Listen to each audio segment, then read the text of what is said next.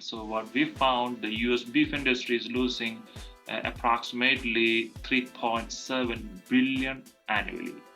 And most importantly, one thing that really struck us was close to 400 million pound of meat is wasted. Beef is wasted. Welcome to MeatsPad. In collaboration with the American Meat Science Association, it's a platform dedicated to share breakthrough knowledge that is accessible to the global meat industry.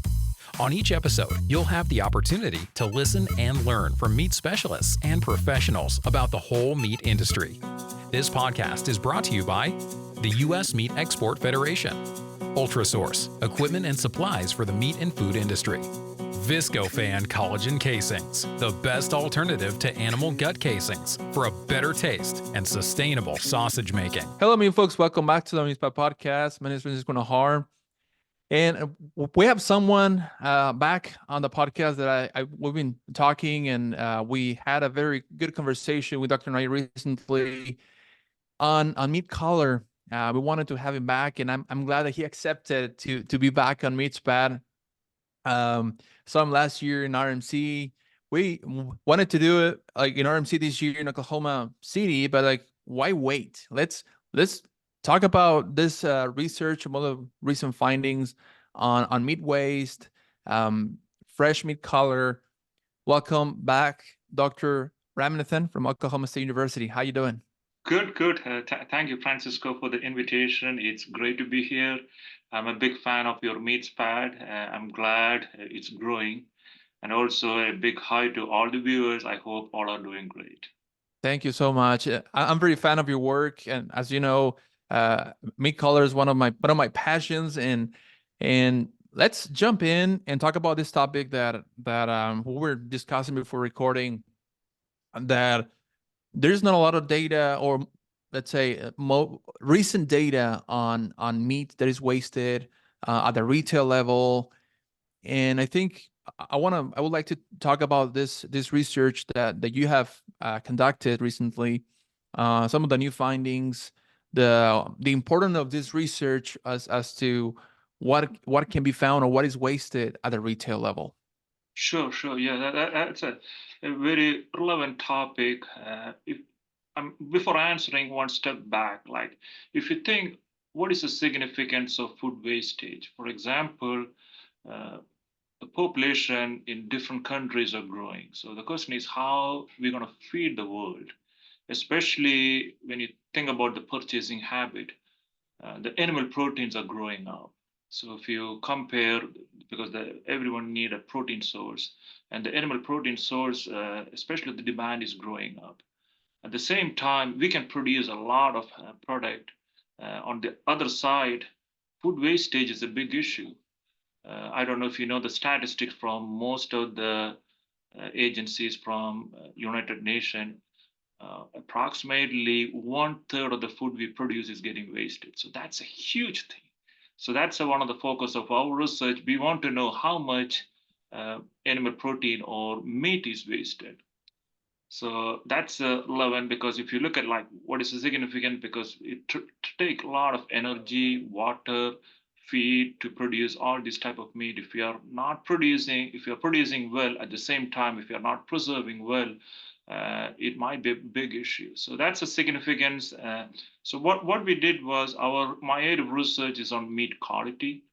So if you produce meat, we need to get to the consumers, especially in US, Canada, and Europe, and maybe in Australia too. The consumers prefer chilled meat. So when you go to the grocery store, they would like to see a bright red color, especially in beef. If you don't see a bright red color, people think it's bad. The color has nothing to do with the safety aspect, because you may see a bright red color steak that has some pathogenic bacteria, but that's a consumer perception. So if you see even small browning, people don't buy it. So what we did was we want to know how much meat is wasted in US. So we contacted several retailers. So we did a survey to understand how, because there was some data that back in 2000, since 2000, industry has evolved a lot of changes happened, but there is not much really good statistics. what is the impact of this browning. So what we did a survey of the major retailers. We found out how much meat is wasted just to discoloration. And finally, we used those statistics to model based on the annual production. So that was a study we did and we published in Meat and Muscle Biology. Yeah, and actually looking at the paper, that was published in 2022. I was looking at I know due to non-disclosure, you cannot mention what stores you collected this data from, but to understand a little bit about I mean, were they like big chains, medium-sized retail businesses? I think I would like to know more about because we have some formats, right now Yeah. that yes. Sure. So what we did was, again, some of them are major retailers. Because of the non-disclosure, we cannot tell the name, but these represent more than 40 different states. We got representative data for close to 15%, 15 to 20%. When you do a survey, these are highly good numbers. So based on this number, we calculated how much is the total annual production of beef in US. In that one, there is a ground beef. Ground beef contributes to 40%, and the whole cut, like steaks, contribute the remaining. So what we did was we reached out to each retailer, major and minor, small retailers, and asked like how much meat you guys are throwing out. And also we asked the question how much in the let's say if we have a steak, if it is discolored, the first step is they try to discount. Even the discount is not working out, they're gonna, unfortunate part is they put in the trash. So that's the one thing we did. And also we quantify, because nowadays you can see a lot of emphasis on the environment, like what is the impact of greenhouse gas. So we can quantify, if we are saving 1%, what will be the impact on the environment. So one of our finding, again, this may have a huge number, but if you compare with the other produce, like let's say vegetables or cereals, I was looking at some of the FAO data, they have a high percentage, but what we found was in US, around 2.5% of the meat we produced is wasted. But even though it's a 2.5%, if you convert the value and the amount, that's a huge number. So what we found, the US beef industry is losing approximately 3.7 billion annually. And most importantly, one thing that really struck us was close to 400 million pound of meat is wasted. Beef is wasted, 400 million pounds of beef. So that's a huge number. But if you check the fresh produce, you will see a huge number too. Don't get me wrong. But our focus was how we can still serve some of these discoloration. And if you translate back to, so let's say 400 million pound, how much animal is corresponding? So let's say if an animal has like say 1,000 or 1,200 pound animal weight. So if you do the math, it's close to 780,000 animals. So that's a huge number. We are wasting this much meat. That's consumable one. Of course, people think it's brown in color. That means it's not wholesome. It is not good to eat. So it's a meat color change is primarily due to oxidation. For example, if you cut an apple, it turns brown.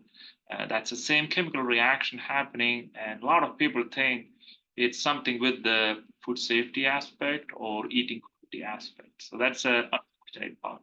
And we talk about that, like the food safety versus color, and I think Dr. Nair mentioned that he's working on something about that on the podcast. I'm not sure if he mentioned, but he's working to understand more what's beyond that relationship between protein oxidation, myoglobin oxidation, and bacterial growth. So how many animals did you say? Like, I mean, there's the calculation. Yes, 780,000. Wow. So that's a huge number. So what we did was we quantified okay, how much feed is required, how much energy is required, how much water is required to raise these animals. So if we can reduce even 1% discoloration, that has a huge impact on the environment and also economy. But again, don't get me wrong. If you look at because unfortunate part is there is not much data like this. Because it's really hard to get this data. So if you look at like 2000 or a little bit earlier, so they were telling close to 15% of the meat is wasted due to discoloration. So when you compare maybe 25 years back or 35 years back, we made really good progress in decreasing that percentage. For example, it decreased from probably 15% to 2.5. From my personal opinion, that's a great improvement. Of course, there is always room for improvement. And food wastage in general, it's really hard to control. There are a lot of things we can control, a lot of things we cannot control. But still, I feel like we can still reduce that percentage. And also, it's not a one way of approach, maybe multiple, like maybe educating consumers, maybe developing some technology or understanding why meat discolor also help. This is well, I was gonna say that this is awesome data, but it's not as it's not good, right? Like we Yeah. we want to prevent that. Looking at the numbers from Smith and all in 2000, I think they reported 1 billion Mm-hmm. dollars like for total loss Yeah. annually due to Sure. discoloration and meat and but I think this is almost well three Yeah. times. Yeah. I would say a couple of important things we need to think about. One, production increased. So we are calculating based on annual production. Second one, definitely inflation also plays a role. So that's why it's really hard to compare $1 million versus 3.7 billion in 2022. That's also plays a role.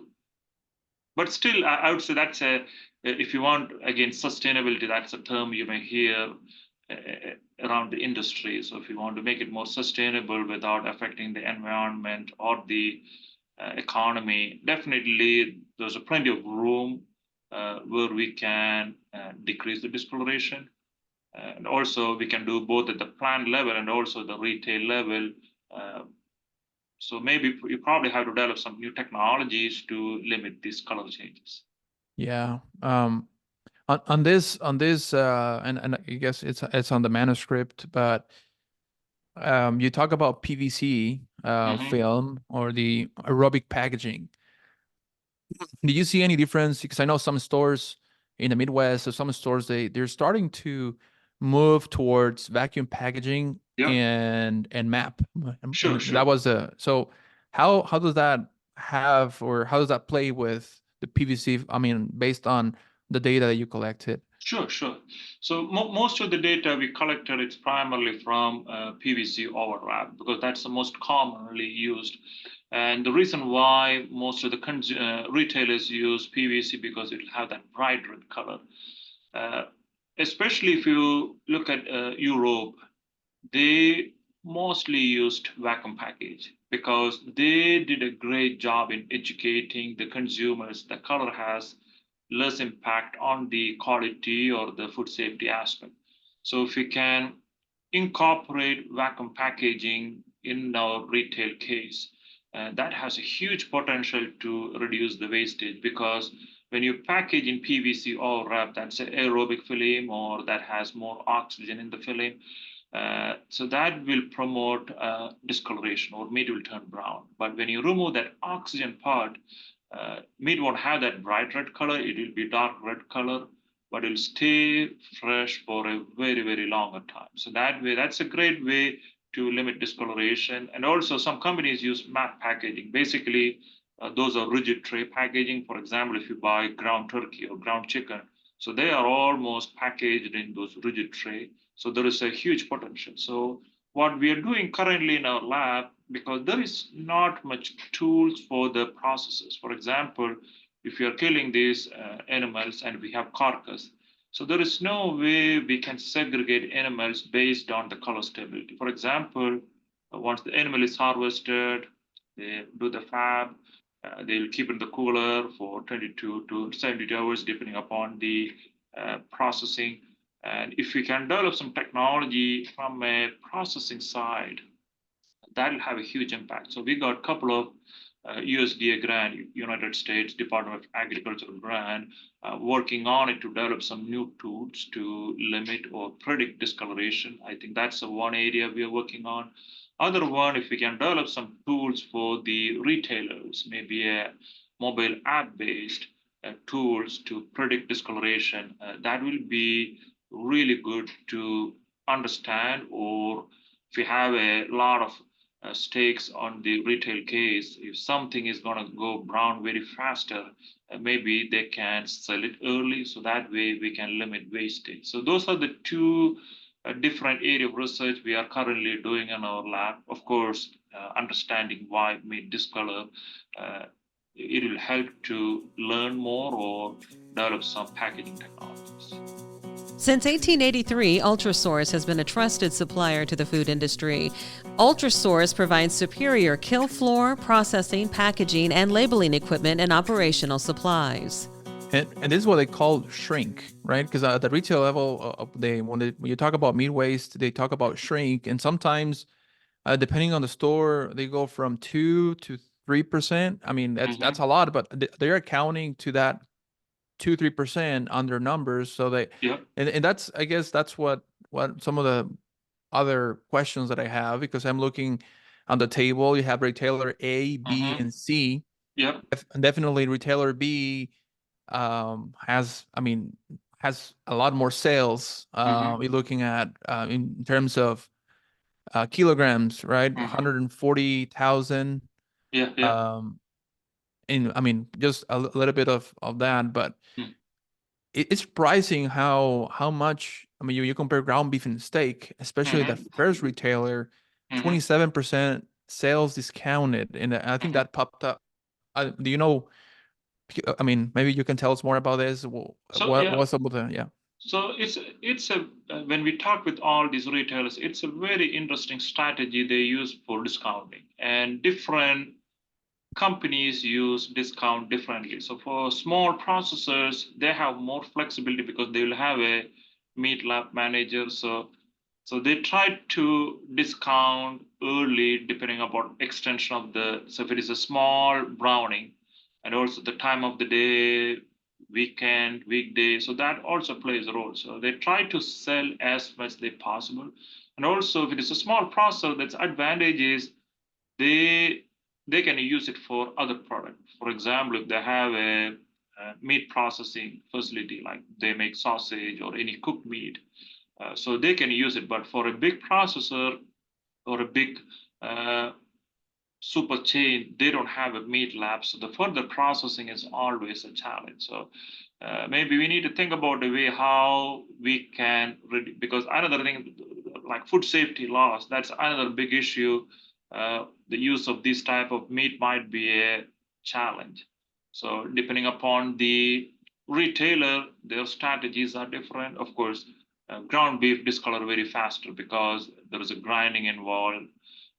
Shelf life is very, very less. Like if you get 3 days, 2.5 days, that's great.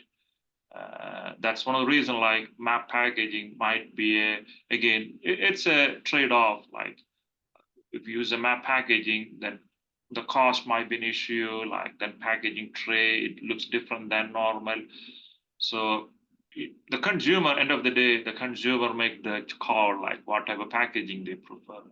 So it's a little bit more complex than we think, but my personal opinion, like industry, they are doing everything to minimize this wastage. So even though you see a huge number from a pound perspective, animal, but if you compare with other produce, I would say still it's small. Of course, meat, it takes more time, more resources to make. So that's my perspective.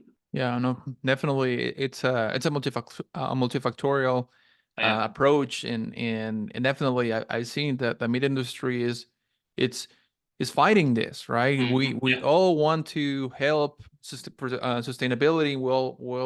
want to help to decrease this number to the minimum. But also, I understand that there's some challenges, and I think the first one is consumer, right? Because the first one, or the first, in my opinion, we sell in the PVC film, this with the styrofoam, because the consumer is used to seeing this very cherry red color. Sure. And well, and that can be a transition for MAP, but on the other hand, you have the vacuum packaging, and may not be as appealing, this natural color, the purple color of myoglobin, when it's, I guess it will be very interesting to look at what's the perspective, Mm-hmm. the consumer level, right? To see, Sure. okay, am I willing to purchase a Mm-hmm. purple piece Yeah. of meat in vacuum package, and the education that goes along that, Sure. right? Sure. Because sometimes they think that there's something wrong because it's purple in the vacuum Mm-hmm. package. And so I think there's an education component that we have to have. And also in the same line, I know we are talking about the impact of meat wastage, but other huge thing coming up, or you may see in the industry soon, the use of biodegradable packaging. So the plastic waste. So we are doing some work, developing some packaging film. So for example, most of the industry use plastic film, especially in European Union or in UK. They already banned the use of single-use plastic. So because the plastic has a lot of advantages, but the question is how we can reduce the use of packaging. So we have we just published a paper where we use polylactic acid, and that's a research. We collaborate with the Michigan State University School of Packaging. So when we think future, we need to have some biodegradable film. Again, that's not the focus of today's talk, but biodegradable film that has less impact on the environment. At the same time, can we give a bright red color? So that's another area we are working on. It'll have a huge impact, because even when we make this biodegradable film, it should have that same quality as the plastic film, at the same time having the consumer appeal and all of the quality attributes. I like this illustration that you put on the paper. Looking at the discoloration slash meat waste, and based on the numbers, maybe if you can talk about this. And I know we talk about the amount of animals that you mentioned, 780,000 animals associated with the natural Sure. resources that you were talking about, right? Yeah. And this is well, assuming the boneless beef. Yeah, boneless beef. Yeah, yeah. So what we did was, so when we did the survey, we found this much beef is wasted. So we want to know how much it translates to how many animals and also the natural resources used. So we calculate like the average weight of a cattle, and that's a boneless beef. So when you harvest an animal, like in beef, it's close to 63% is a dressing percentage. So based on that one, we calculated. So that leads to close to 780 animals, and that's a lot, especially if you consider the amount of feed we are giving, water, energy, and also the chilling cost. That's a huge. That's electricity cost. So if you consider everything, that has a impact on the entire. So what we did was we just don't want to look at one angle, but we want to look at on a holistic. So that's why we have some collaborators from agricultural economics and also natural resources economics. So that's how we were able to do the maths. How much is the impact on the environment and also the economy? This is only on beef, right? But Yeah. so it could be potentially be done on In chicken, pork yeah. or Pork, yeah. poultry, right? Poultry, pork, yeah. And I cannot imagine how the number will grow, right? Based on, and a lot of the times, pork, fresh pork, yeah, you do have some retail business or some retail stores that they will put out on display some pork loin, right? Pork loin chops, pork chops. But I see that many of them also sell in vacuum package, right? The whole muscle, the belly, Sure. or the ribs. So I think that will, in my opinion, wouldn't be as high Yeah. as I So guess for fresh pork. that's a great question. Like even in pork and chicken, consumers are looking for color. So they look for the light pink color. So we have some we haven't published it. We have some unofficial way we quantified it. Especially chicken, we got some global numbers. I don't want to share in this podcast because you're gonna quote me, but that's a huge number. I never thought about it, and that's almost we got the global number, not the US base, but still meat is wasted. That's an interesting aspect.